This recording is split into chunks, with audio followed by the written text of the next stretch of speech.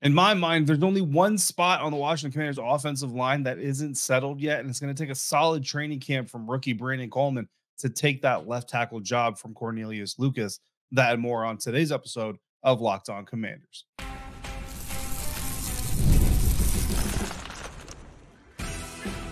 You are Locked On Commanders, your daily podcast on the Washington Commanders.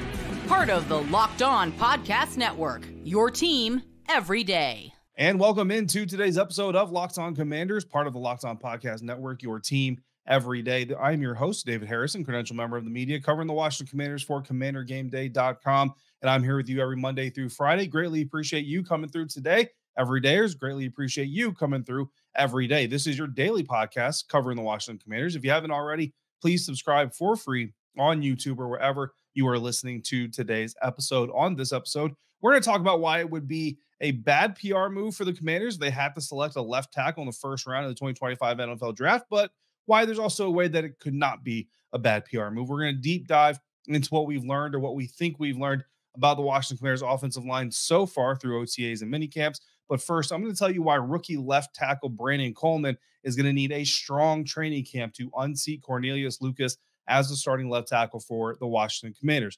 If you want to discuss that, anything in this episode, or anything else Washington Commanders related with me, all you got to do is reach out, shoot me a text message by going to joinsubtext.com/LockedOnCommanders. And from there, you become an insider. You can text me. I'll text you questions, answers, conversations, inside bonus content, inside information, live text from games, practices, press conference, the whole 9 yards. No downloads, no filters, no hashtags, no apps, just your phone, my phone, and we communicate that way. Today's episode is brought to you by Game Time. Download the Game Time app, create your account, use the promo code LOCKEDONNFL, and you'll get $20 off your first purchase. Terms apply. Competition in Washington is real. Competition at the left tackle position is really real and is probably going to rage deep into training camp, is my projection, before we really get an answer on who the starting left tackle is going to be. But if rookie Brandon Coleman is going to do it, I've got him entering training camp as the team's number 2 left tackle, I believe, and he's going to have to convince the coaching staff he is clearly the best guy for the job to get it. There's not going to be any tiebreakers here for the rookie. There's not going to be advantages because you're the guy that we drafted versus the guy that we inherited and decided to keep on board. No, if there's a tie here, or if it's even a nose hairs close between Cornelius Lucas, the veteran, and Brandon Coleman, the rookie, I do believe that there's a very good possibility the team will decide to go with the veteran, Cornelius Lucas. And the reason being is because simple football will tell you who's going to be the more consistent player throughout the course of a season, the veteran or the rookie. Typically, and again, we're talking generalities here. We're talking what will typically be the solution. The veteran is typically going to give you more consistent play, more consistent production, what have you, play consistently within his traits than the rookie is going to be. You don't have to teach Cornelius Lucas how to be a professional football player. You don't have to teach Cornelius Lucas what it's like to play full speed, full strength, 4-quarter regular season football for in the National Football League, because he's done it. Now, he hasn't started at a high level or a consistent level in the National Football League in his career, granted, but Brandon Coleman hasn't even taken a regular season snap. So I believe coming into training camp, Cornelius Lucas is truly going to be the number 1 guy. That doesn't mean he's going to be the only one getting the first team reps. Brandon Coleman is going to get his opportunity, but I think part of the good thing that this staff is not doing with its rookies this year is trying to thrust them too early into those starting positions. They want to be patient. They want to be calm with it. And again, this is not a 1-year rebuild project. This is not an all or nothing situation for Dan Quinn, his coaching staff, general manager Adam Peters, and then managing partner Josh Harris, and the entire ownership group understands turning an NFL franchise around. While you love the sexy stories of the Houston Texans who go from last to first, worst to first, whatever, in the AFC South last year, that's not always the realistic standard, and that's not always a realistic situation. And when you look at the Washington Commanders trying to do the same thing, look, the Dallas Cowboys and the Philadelphia Eagles, for all their flaws, for all their internal drama and everything going on there, both of those teams are probably first place in the AFC South if they're there, and they're beating the Houston Texans in the process to do it. That's no shade of the Houston Texans, just saying there's not the Jacksonville Jaguars, Indianapolis Colts, and Tennessee Titans division in the NFC East last year that we're facing here when you're talking about the Washington Commanders doing the same thing that the Houston Texans did. So understanding that this is more about 2025, 2026, 2027 than it is 2024, you're not going to feel pressured to thrust Brandon Coleman into that starting job. But Brandon Coleman is a competitor. He plays football for a reason, and it's to play. Like we always talk about, like backup NFL players have the best seats in the stadium. They get paid to go to the game. They get paid a lot of money to go to the game, all that stuff. They know the guys, they get to be a part of it and all this other stuff. But make no mistake about it, they want to play. They want to go out there. They want to compete, even as punishing as it is, even as damaging it is to your body potentially as a career choice. These guys want to suit up and they want to hit somebody and they want to go out on the field and perform. So for Brandon Coleman to be able to do that, I just think that because this team has a rookie quarterback in Jaden Daniels, they need to know what they have at each of these positions, not just left tackle, but left guard, center, right guard, right tackle. This team needs to have a grip on what they're going to have every single snap as much as you possibly can. There's always going to be what ifs and unknowns and surprises and all this kind of thing, all those kinds of things. But I think Bobby Johnson, the new offensive line coach coming over from New York Giants, you also look at his track record, right? A lot of people kind of criticized him for not being able to fully develop guys like Andrew Thomas quick enough, and Evan Neal, another high round pick for the New York Giants on their offensive line, things like that. But then we also have these conversations from O-line gurus like Duke Manyweather, who talk about all the time how the NFL doesn't really facilitate the development of offensive linemen all that well, that offensive linemen kind of have to just develop as they go along because of the rules. Because, again, we're going to talk about the offensive line in depth here in today's episode, but we haven't seen them wear pads. We haven't seen them actually hit an opponent. We haven't actually seen them block a live rusher up to this point in time. So a lot of what we're going to evaluate, a lot of what we're going to talk about comes from a little bit from the practices, but it's also going to come from tape, because that's really all that we have right now. Even though these other positions that we've been talking about and some of the other positions we're going to talk about, we've been able to talk about more practice-centric things. We're going to have to rely on a little bit of what we've seen in the past on some of these guys in order to get an evaluation at this stage in the preseason, in the offseason, and in the season preparation to come. So, again, for all those reasons, consistency, needing to protect a rookie quarterback, needing to have a grip of what your starting five looks like and what you can expect from them, I think Cornelius Lucas is the top guy in that left tackle position in the depth chart right now. Brandon Coleman certainly could come get it. I don't think it's a cemented spot at all. In fact, I think it's the most up in the air spot on the offensive line.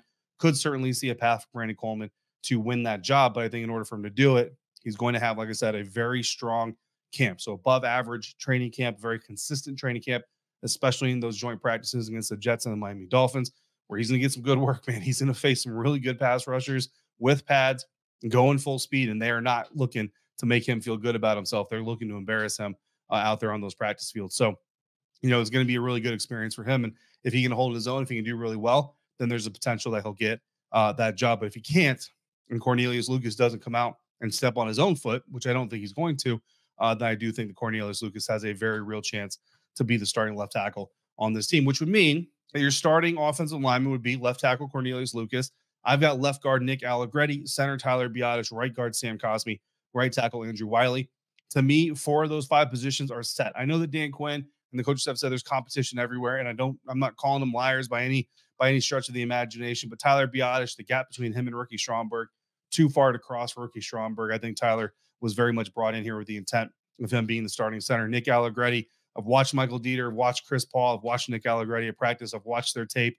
Chris Paul, obviously, I've seen for years now. Nick Allegretti, to me, is head and shoulders better than any of these guys. So, again, I think that job is pretty well his. Sam Cosmi is Sam Cosmi, so he's not going anywhere. Andrew Wiley at right tackle, really not a lot of competition there. I know Trent Scott is on there.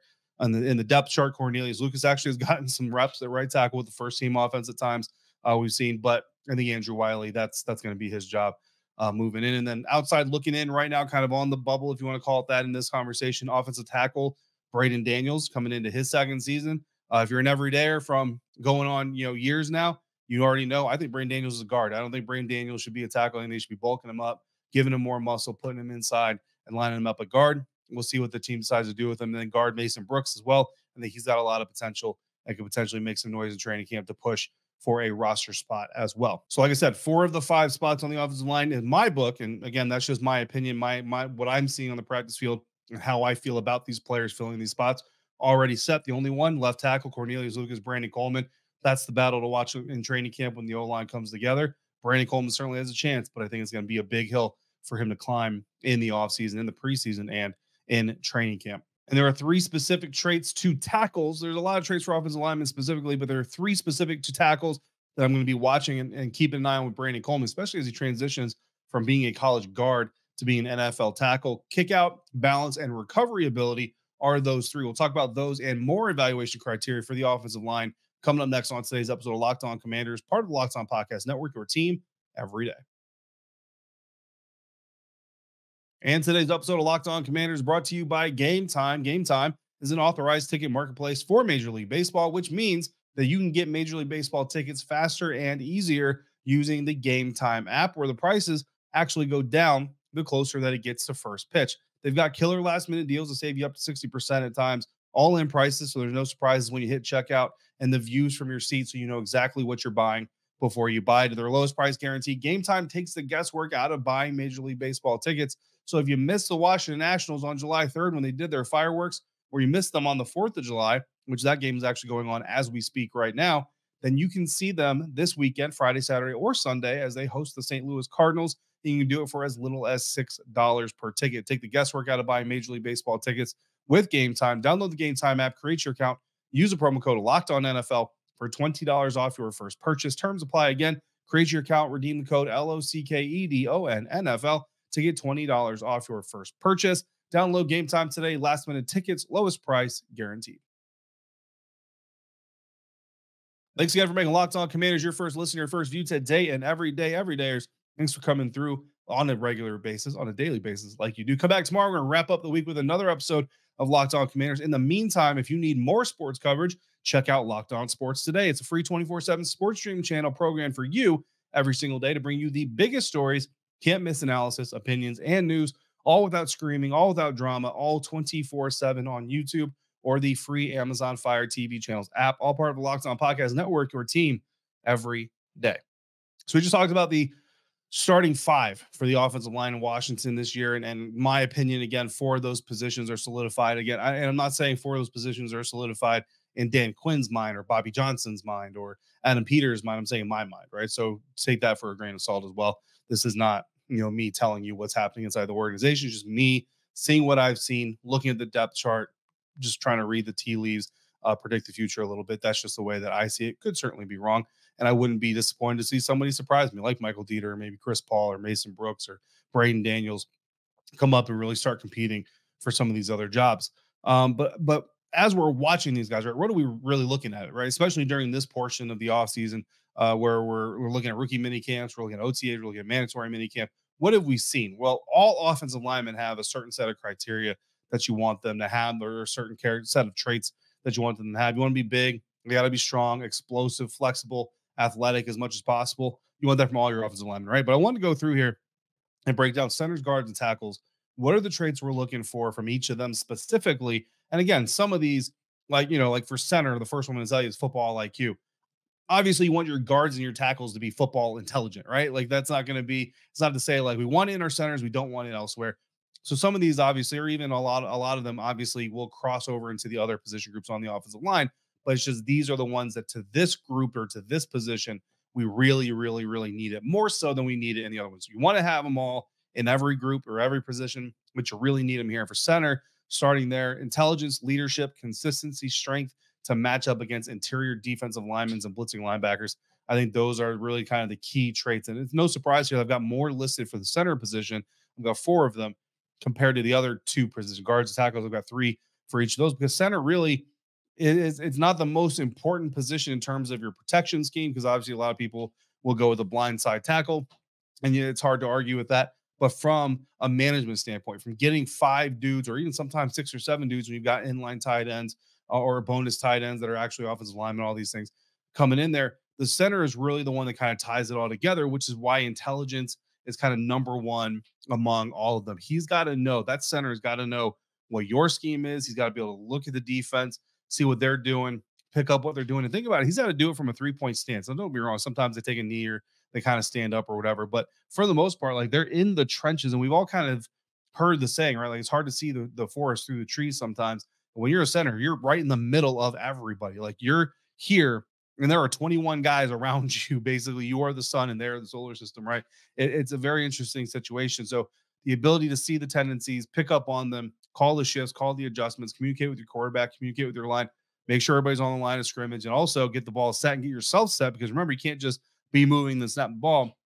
Get a snap to your quarterback a lot of times in shotgun. Now, it's a really kind of detailed position. And I think Tyler Biadasz really kind of displays that intelligence when you think about the fact that he's called offensive line protections for so long. He's expected to do it here with the rookie quarterback and Jaden Daniels. Jaden is really going to rely on Tyler a lot to make sure that he's protected and understand kind of what's coming. And that's where the leadership comes in. Tyler Biadasz, whether he's got a captain's patch on or not, whether he's the most vocal guy or not, he's a leader. Like at the end of the day, he is in a leadership position. How good of a leader he is going to be a big determining factor into what happens with this offensive line. The better of a leader Tyler Biadasz is, the better this offensive line is going to be set up for success. I think it's important to say it that way because, if the left tackle, Cornelius, Lucas, Brandon Coleman, whoever, they blow a block, I don't want you going back and being like, Tyler Biadasz, it's your fault, because it may be, honestly, but it also may not be as well. Consistency. I think that's where Tyler Biadasz really upgrades the center position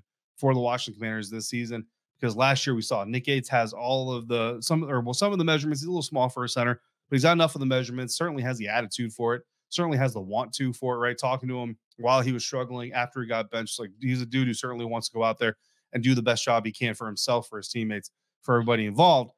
But he didn't have the consistency, right? That was the biggest part that was missing. That's why Tyler Larsen went in there. And Tyler Larsen, I think if you look at him and say Nick Gates and say who's got the higher ceiling, I think you would still say Nick Gates, even though, neither of them are necessarily going to be, perennial all pros or anything like that. Tyler Larsen, what you knew you had in him, in him on a more regular basis.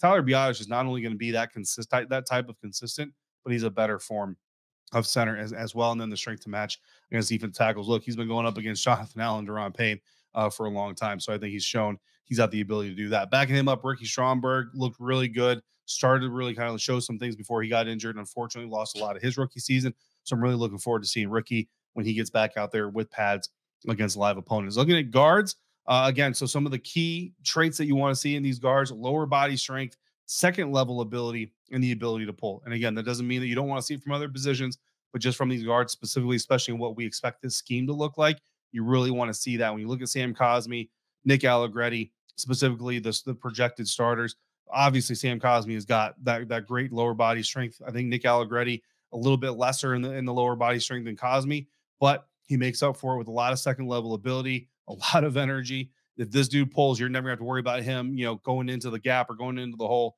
tentative or anything like that. He's going to hit his assignment. He's going to hit it fast. He's going to hit it hard, and he's going to do it over and over and over again.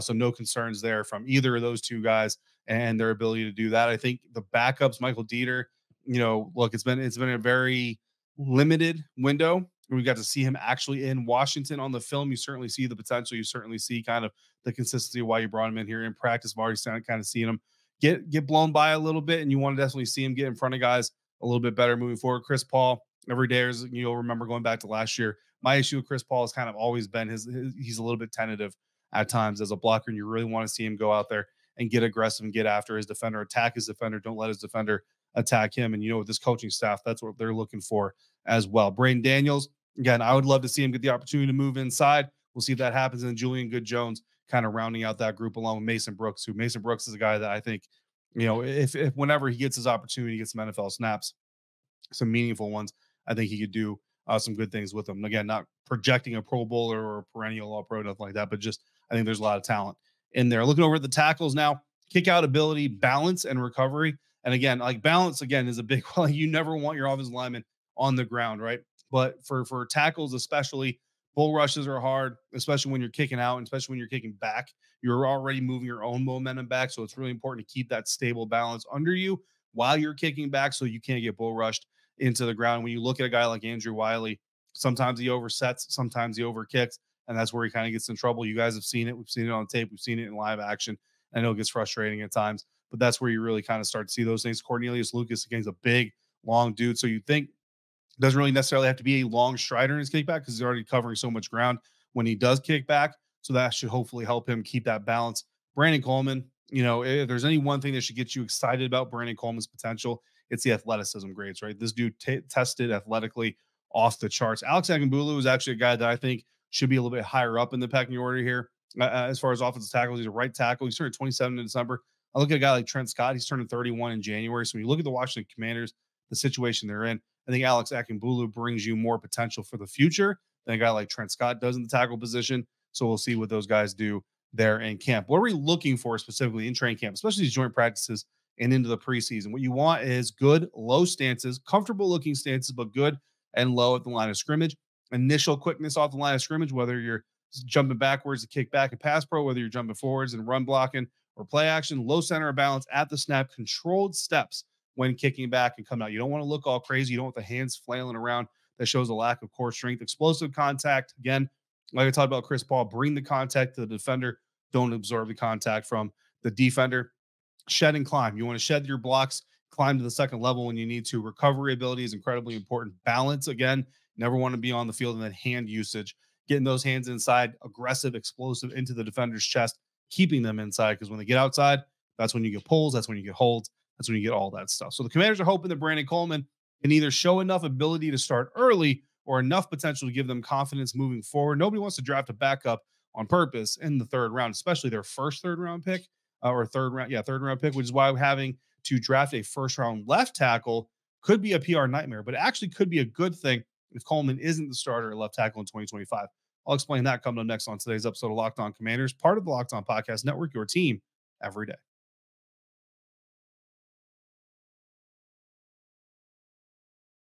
Wrapping up this episode of Locked On Commanders. Thanks again, every day for coming through every day. Thank you for coming through for today's episode. Happy 4th of July out there. Happy Independence Day. This episode dropping on the 4th of July. So if you're out there celebrating, hopefully you're doing it safely. Hopefully you're doing it with friends and family. Or if you're not celebrating, hopefully it's because you just don't want to. And you know what?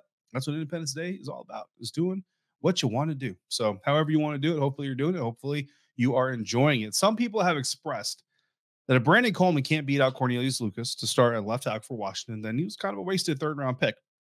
But I think there is a world where Brandon Coleman is not the starting left tackle in 2025, and it's a good thing. Fans, media, national experts, everybody expected Washington to trade into the first round to get a left tackle. And in the end, the Commanders did try. They had the conversations. It was too expensive. That's fine.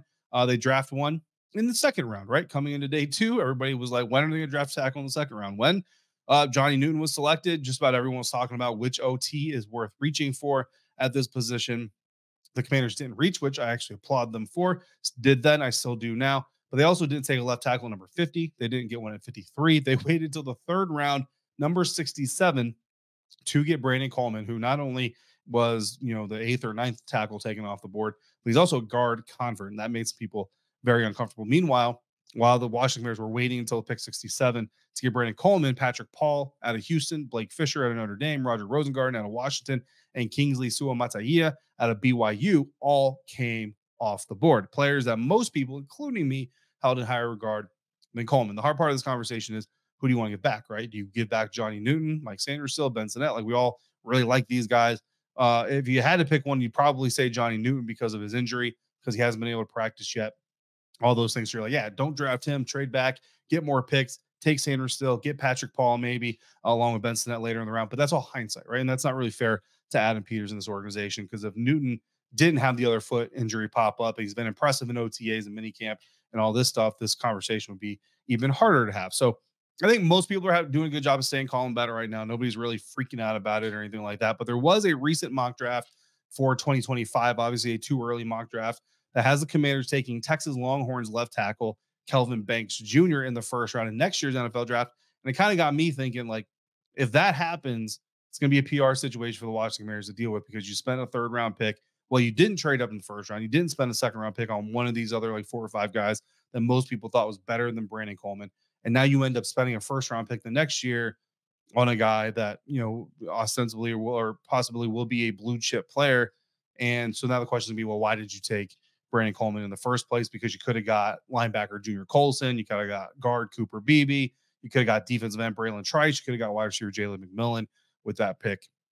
Instead, just to name a few players that people wanted out there for the Washington Commanders at the time. But for me, there is a world where Brandon Coleman is not the starting left tackle. So you do go get that blue chip draft pick in the first round, but it's not a PR nightmare. And in fact, Adam Peters could be taking a victory lap. And listen, Adam Peters should not be worrying about PR reactions and media reactions and all that stuff when he's making draft picks. Anyway, at the end of the day, if Kelvin Banks Jr. is the best first round pick for this team, or another left tackle or whatever, he should be making the pick, headlines be damned. But if Coleman improves enough at tackle this year, whether he starts left tackle or not, but if he proves enough this year that he can move to the right side. This is where Adam Peters could take a victory lap. Because imagine drafting the 2025 starting right tackle in the third round of the 2024 NFL draft. That's what Adam Peters could be in line to do. You grab that blue chip rookie left tackle for Jaden Daniels. You move Coleman to the right side. Now, look, I know changing tackles from right to left side used to be really taboo. Everybody talked about it's like wiping your butt with the opposite hand, and nobody wants to do that. But I'll tell you right now, look around the league. It's happening more and more and more nowadays. And guys are moving from one side to another. And if Coleman gets enough of a ramp to do it, especially if he's getting cross-trained a little bit during, these bonus periods during practice, maybe he'll get some reps during training camp in the preseason, things like that. And if you go through the course of the season, you're like, all right, dude, like, listen, we're probably going to have a top 10 pick. We're probably going to target a left tackle. So we need you to start training as right tackle. Tristan Wirfs, and I don't want to put Brandon Coleman and Tristan Wirfs in the same category, but Tristan Wirfs, all pro right tackle for the Tampa Bay Buccaneers, was told at the end of the season, the year before he moved to left tackle, like, hey, bro, prepare to move to left tackle next year. Spent all off season doing it. Came into the season. He admitted he was a little bit nervous about doing it and all those things, but came into the next season and looked really good as a left tackle in his first year. So if Wirfs can do that to the arguably harder position, then Coleman can certainly do it from the left to the right side, potentially. So that would be a positive. You end up with a blue chip left tackle. You end up with a third round pick right tackle who's now starting, because again, Andrew Wiley, starting right tackle this year, he's on the books for $10.4 million in 2025. Now, the team can certainly, afford it, even with that $10.4 million hit from Andrew Wiley. They're projected to have nearly $90 million in salary cap next year. But the team can also save $7.5 million by moving on from Andrew Wiley after this season before next season. So this would, in theory, give you an offensive line consisting of a second-year right tackle, a rookie left tackle, 27-year-old center in Tyler Biadasz, 26-year-old right guard in Sam Cosmi, and a 29-year-old left guard in Nick Allegretti if he's still around. If he's not, young rookie Stromberg maybe proves enough to step up and take over that position, or you sign another guy, or maybe you even draft a day two guy. Or, like I said, I get my wish, Braden Daniels moves in there. Maybe he proves that I'm a hidden genius and he becomes a starting left guard in 2025. Whatever it is, there's a lot of potential, a lot of possibilities here. And you've got a fairly young offensive line in front of your young quarterback with a lot of money left to secure your most important play. I mean, it's a really good blueprint